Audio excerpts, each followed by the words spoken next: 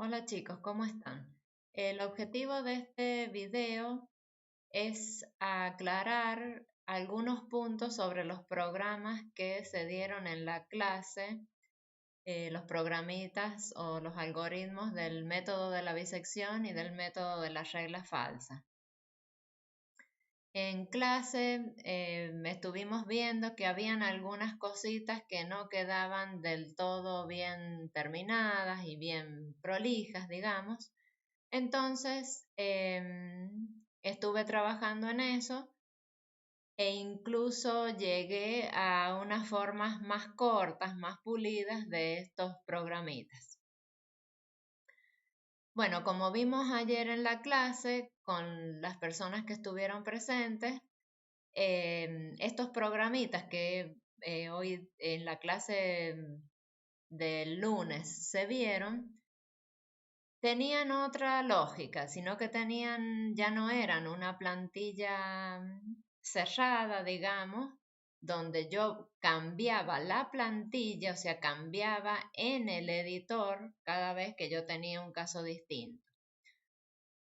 Y ahora lo que vamos a hacer es no cambiar en la plantilla, sino cambiar en la ventana de comandos. O sea que el programa en el editor va a ser siempre el mismo, salvo algunos cambios que uno necesite efectuar, que ya vamos a contar dónde podrían haber algunos cambios, pero en general va a ser siempre la misma,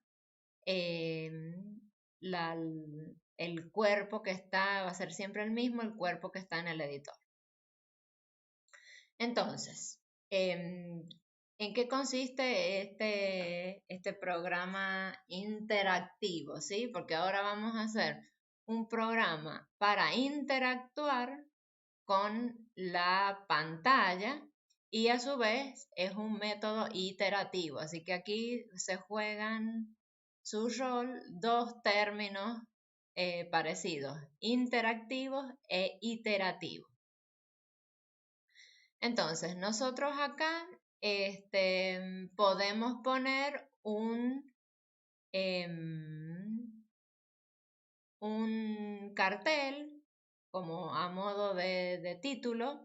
¿Sí? Este cartel, por ejemplo, que está acá, puede ser con el fprintf o también puede ser con un disp, como estos que están acá. ¿Sí? Si ustedes acá ponen un disp, no va a cambiar en nada, porque el this es para poner en el display algún mensaje, ¿sí? Entonces, como es un texto solamente, no hace falta el fprintf. Cada vez que nosotros queríamos dejar un espacio en blanco, poníamos este fprintf, que aquí sí nos hace falta con este comando, para que nos deje una línea en blanco y las cosas no nos queden tan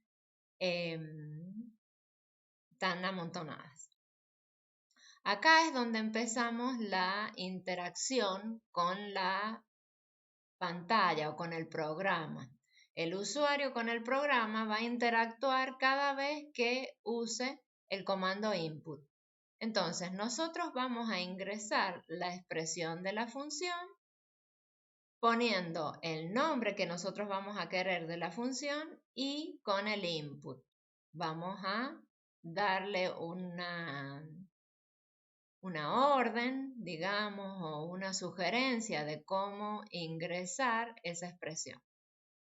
Entonces, esa sugerencia nos dice que la expresión tiene que ingresarse entre apóstrofes, ¿sí? ¿Por qué entre apóstrofes? Porque vía el input nosotros lo que estamos haciendo es entrar una cadena de caracteres. Nada más que eso, o sea, es algo que no tiene ninguna entidad. Son como letras sueltas. Entonces, esas letras sueltas, para que tengan como una unión o que se vea como una sola cosa, como un paquetito, digamos, lo tenemos que poner entre apóstrofes. Para que esa cadena de caracteres se convirtiera en una función, ¿sí? En una función anónima o esas funciones handle, ¿qué es lo que tenemos que hacer? Primero, las funciones handle sabíamos que tenían el arroba de x delante. Entonces, yo ahora quiero crear una nueva string que tenga lo que yo ya había entrado en el f más esto que ahora tienen delante todas las expresiones de las funciones handle. Y con esas dos partes yo y este comando que está acá, yo lo que hago es crear una nueva string.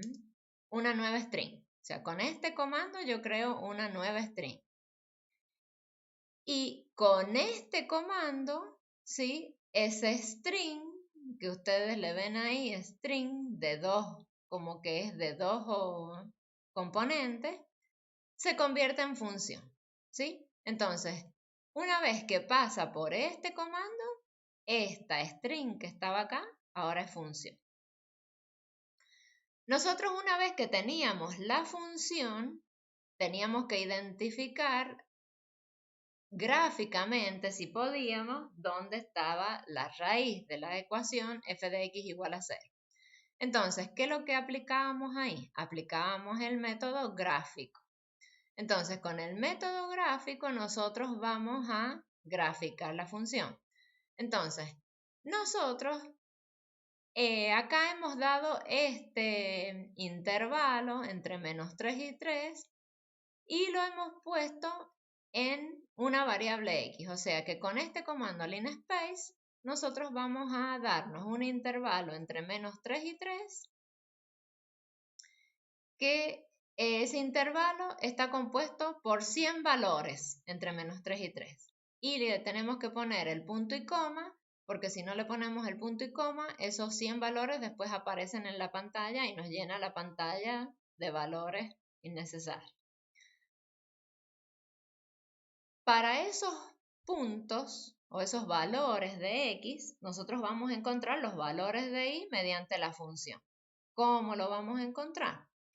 Los vamos a encontrar con feval.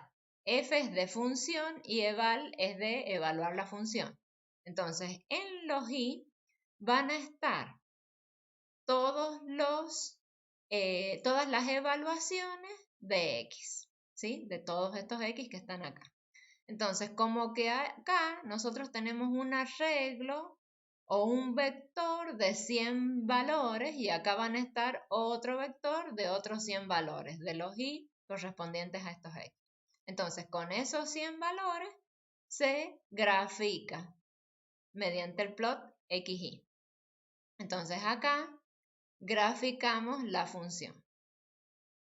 Entonces, acá a nosotros después de esta sentencia plot aparece la gráfica. Algo que me olvidé de aclarar. Cuando yo pongo el input, ¿sí? Tiene que ir punto y coma acá, ¿sí? Para que no aparezca duplicada la expresión que nosotros le estamos dando a la f. Si no ponemos el punto y coma, como que aparece duplicada la expresión y queda poco prolijo. Ayer en el gabinete, en un momento parecía que daba error porque acá teníamos punto y coma y si se lo sacábamos, el punto y coma, ahí el programa corría. Esas son fallas que tiene el programa.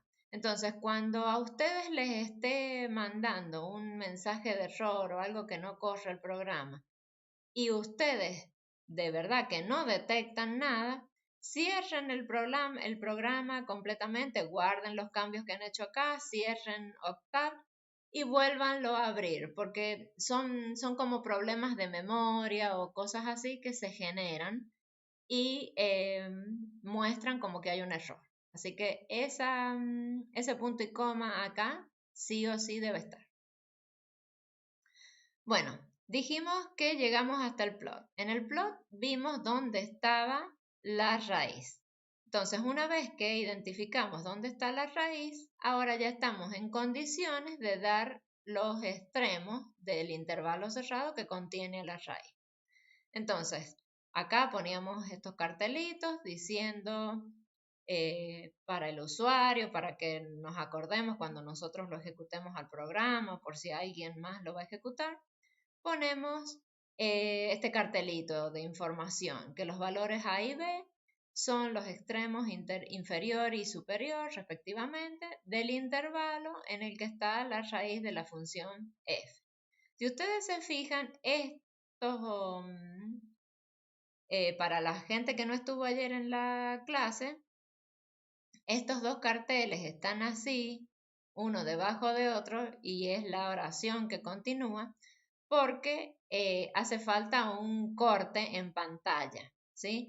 Entonces, yo muchas veces puedo escribir todo lo que quiera escribir en un solo cartel, ejecutar y ver dónde haría falta pasar al renglón siguiente. Entonces, recién ahí veo que iría en el segundo dis.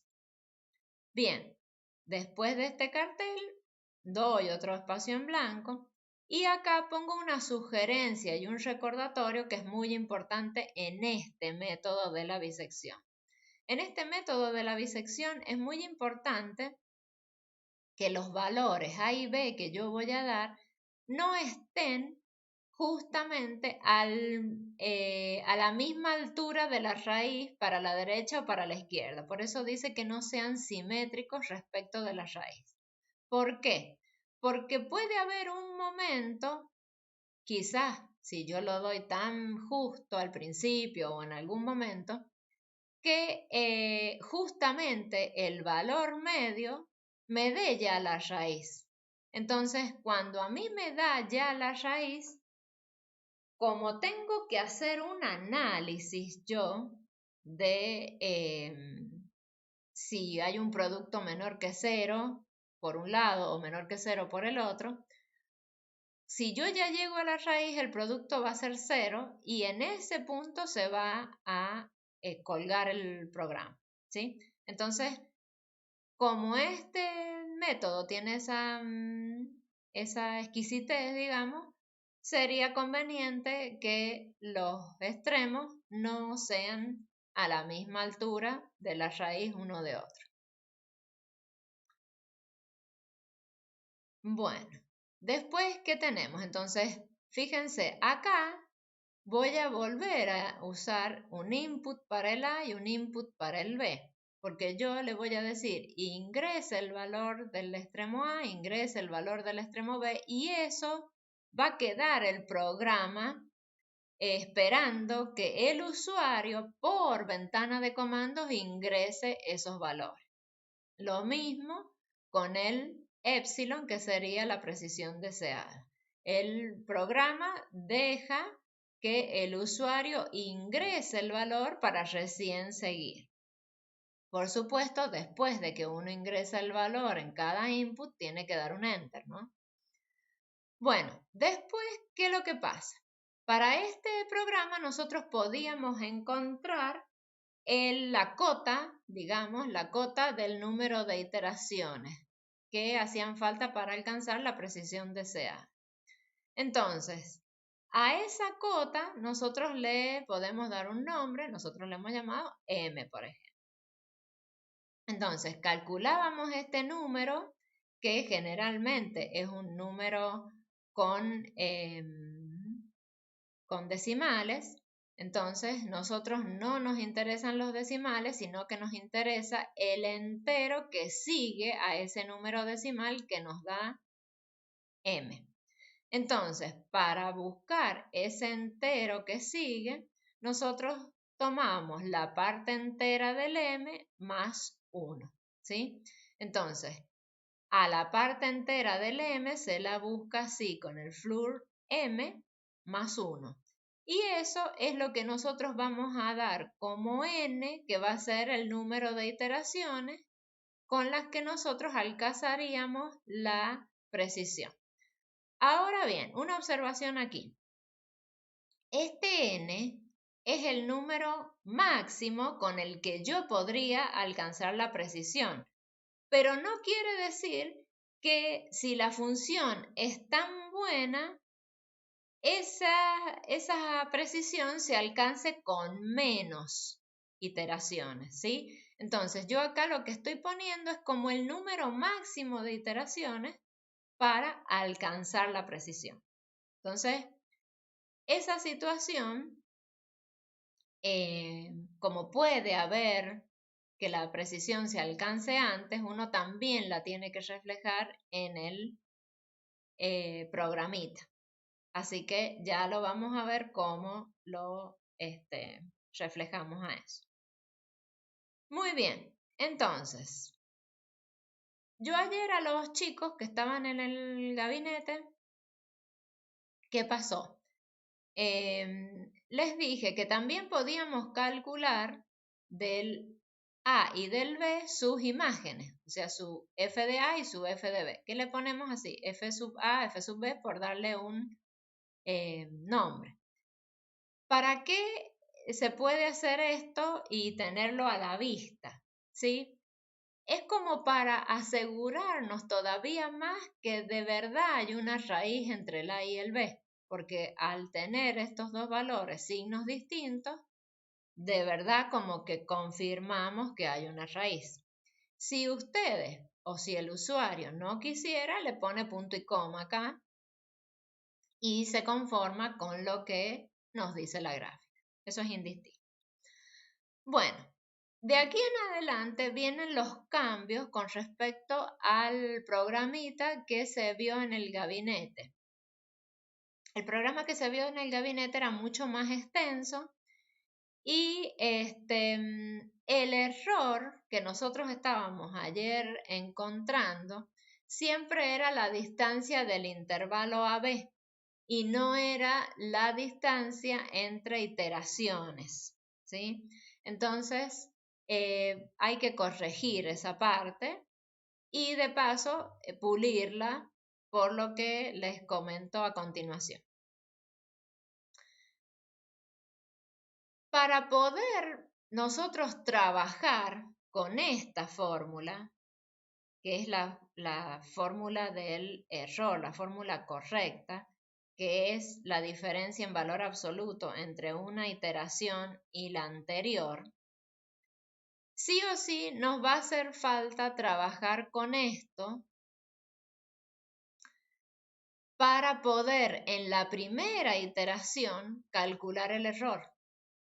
Porque cuando nosotros trabajamos a mano, nosotros decimos, bueno, de la segunda iteración en adelante empezamos a calcular el error. Pero acá en la programación es más difícil dar esa sentencia, ¿sí? Entonces, para no complicarla al algoritmo, ¿qué es lo que vamos a hacer? Le vamos a poner x1 al valor A, x2 al valor B, y fíjense que acá el subíndice nosotros lo ponemos así como entre paréntesis.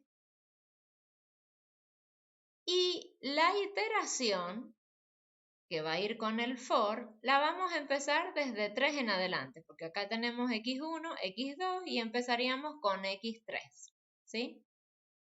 Bien. Y uno diría, bueno, si uno encontró el n acá, uno diría que es de 3 hasta n, ¿sí? Pero, ¿qué pasa? Si yo lo hago hasta n, como yo acá ya tengo x1 y x2, y acá empezaría desde el x3, de las n iteraciones que yo tengo aquí, ya hay como contadas 2 acá, en el x1 y en el x2. Entonces, yo esas que están contadas las tengo que reflejar acá para que realmente yo haga todas las iteraciones que tengo que hacer. Porque si a mí me salen 11 iteraciones que tendría que hacer, yo aquí ya tengo x1 y x2 Y acá, desde el 3 hasta el 11, en realidad me hace 9 iteraciones. Y en esas 9 iteraciones no se alcanza la precisión. ¿Sí? Entonces, como acá yo tomé ya 2 iteraciones, digamos, a este n se las tengo que agregar por este lado, se las tengo como que devolver a las iteraciones que tomé acá. Entonces yo ahora voy a empezar a encontrar los valores desde el x3 en adelante, con la formulita que nosotros sabemos, con el a y con el b. Entonces, encuentro el f del xy, o sea, encuentro el xy, encuentro el f del xy. Ahora pregunto, ¿el f de a por el f del xy es menor que 0? Si me dice que sí, entonces el b sería el xy. Si me dice que no, pregunto si el f del b es menor, el f del b por el f del xy es el menor que 0. Si me dice que sí, entonces el a sería el xy, ¿sí? Entonces, ¿por qué acá no se hace por un else y directamente? Porque acuérdense que también podría ser un menor o igual que 0 o un mayor o igual que 0. Entonces siempre necesito que sea la pregunta por el estricto. Bueno, entonces, una vez que yo hago esta reasignación, ¿sí? Acá es donde se ha modificado respecto del programa que vimos en el gabinete.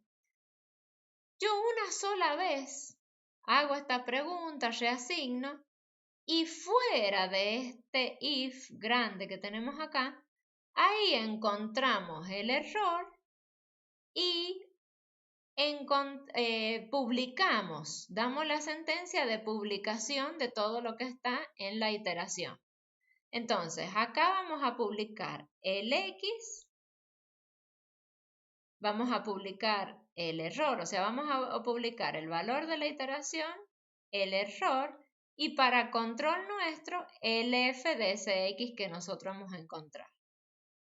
Entonces, como yo necesito que me ponga cartel y que me ponga los valores y dentro del for, entonces, de esto que está acá en naranja o en amarillito, ¿qué es lo que es cartel? El X y los paréntesis. Va a ser cartel. Mientras que acá, donde yo tengo este % de, va a ir el I.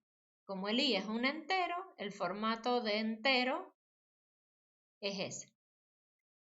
Acá va a ir un número decimal, que para nosotros va a tener a lo sumo 2 números en la parte entera y 10 le podemos pedir en la parte decimal. Pero si nosotros estamos en una situación que podemos tener parte entera más grande, bueno, le ponemos acá, si la parte entera puede tener hasta 3 dígitos, bueno, le ponemos 3 dígitos.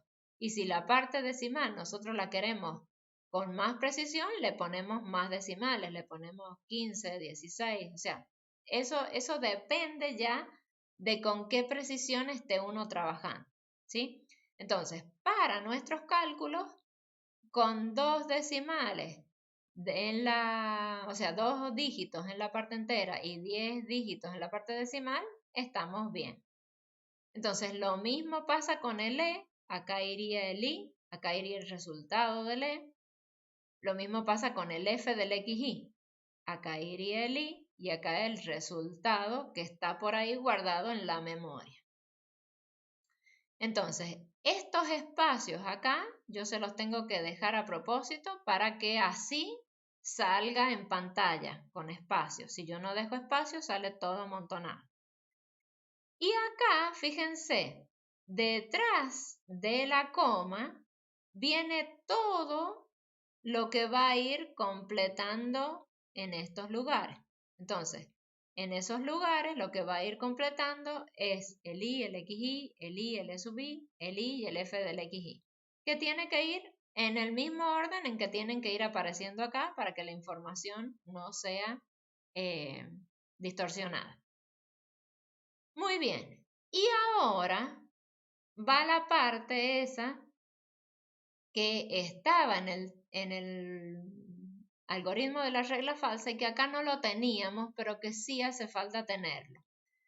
Porque puede ser que antes de las n+2 iteraciones yo alcance la precisión. Entonces le tengo que poner una sentencia que me diga que si el error en algún momento se hace menor que el epsilon, se corte el proceso. Este break es de cortar el proceso y este end es de terminar este if, ¿sí? Y bueno, y ahí terminaría el for. Entonces el for se termina con un end, ¿sí? Bien, entonces lo vamos a ejecutar al programita para que ustedes vean cómo es la ejecución. Entonces recuerden, fíjense, título, método de la bisección, acá les dice ingrese la expresión de f entre apóstrofes. Voy a achicar un poquito la pantalla para que se vea bien la ejecución. A ver. Ahí, vamos a agrandar aquí. Entonces, bueno, yo pongo mi función, voy a poner de nuevo la misma función con la que estuvimos trabajando ayer en el gabinete. Entonces, ¿qué aparece acá? La gráfica, yo le pongo la malla y cuando yo le pongo la malla veo que ahí está la raíz. Si yo no lo lograra ver muy bien, con el zoom, hago un zoom y ya veo, sí, ahí en 1 está la raíz. Entonces yo me tendría que tomar el intervalo que contiene la raíz. Entonces, yo me puedo tomar el intervalo como trabajábamos ayer. Ayer trabajábamos con un intervalo generoso. El 0,25, 1,5, por ejemplo. Entonces, fíjense, acá ya me aparecieron los cartelitos y el recordatorio que yo puse.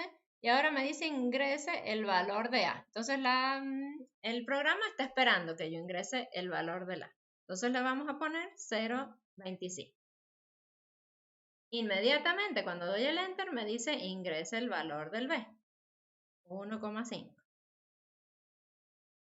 Ingrese ahora el valor del epsilon o la precisión deseada. Entonces fíjense, el número de iteraciones sería 11. Entonces, desde el 3 hasta el 13, efectivamente están las 11 iteraciones, ¿sí? A ver, 1, 2, 3, 4, 5, 6, 7, 8, 9, 10 y 11. Y ven, acá, ahora sí se ve, que ayer en el gabinete no se veía, que iba achicándose de verdad el error y de verdad acá nosotros llegamos a un error que todavía no es más chico que la precisión y acá ya es más chico que la precisión. Y por este lado, para control nuestro, van los valores de los f hallados. ¿Sí? Entonces, bueno, este es el programita de la bisección. Con esta misma lógica, se achicó, se acortó también el programita de la regla falsa. Así que miren en el PDF que yo dejo ahora en el aula, miren cómo está. Y quiero volverlo a ejecutar al programa. Ay, me olvido siempre. A ver, ¿dónde quedó? Vamos a poner acá. Entonces, vamos a poner otra vez -1. Y fíjense que yo hago esto.